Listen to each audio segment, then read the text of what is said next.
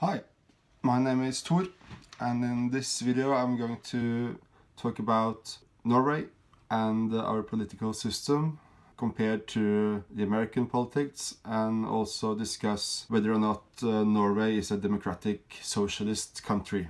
And the short answer to that question is no. I've been following American politics for quite some time, and I noticed that progressives in the United States want to move towards the policies of the Nordic countries. Example of that is Michael Moore with his film Who to Invade Next, and also notably Bernie Sanders, who often points to the Nordic country as models he would like to follow and to get inspiration for policies to implement in the United States. And examples of such policies are universal free healthcare, tuition-free universities, affordable childcare, and paid parental leave. And these sorts of policies are often referred to as democratic socialism. But are they really? Democratic socialism in the Nordic tradition is distinguished from social democracy, that the former is actual socialism, while social democracy is really working for a mixed economic system.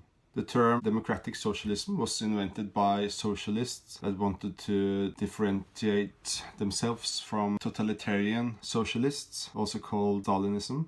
Democratic socialists would still want to overthrow the capitalist system and secure of the means of production, but they would seek to do it in a democratic and non-violent way. In Norway we have a democratic socialist party who call themselves Socialist Left Party that belongs to this tradition, as well as a more radical socialist party with communist roots called Rødt, which translates to red, that operates within the democratic system. But the party Rødt, or Red, they have not abandoned their revolutionary tradition. So they still argue for the need of a revolution. However, they would say that it would be a democratic revolution. Social Democrats, on the other hand, can be found more towards the center of the political spectrum. They accept the role of capitalism and are very much pro-business. However, they advocate that the state should hold large stakes in major national companies, and they work to secure that the labor unions literally have a seat at the table in every major corporations. It means that they would get by law board positions if a company is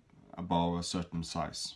The Norwegian Labour Party is such a social democratic party, and have overall been the largest party since 1935 until today. They have been the governing party for the most of this era, with only intermissions of other centrist right governments in between. Because of this legacy, Norway can be described as a social democracy, and most people in Norway would also identify as social democrats. So, in short, democratic socialism is still socialism, which means that they want to overthrow capitalism and secure state ownership of the means of productions. The only difference from socialism is that they want to do it in a democratic fashion. While social democrats, they would like a more mixed economy, and they accept the role of capitalism in the society, but they are also working for all these benefits that we in Norway take for granted, like universal free healthcare, tuition-free universities, affordable childcare, and parental leave. So when Bernie Sanders said that he is a democratic socialist in the Nordic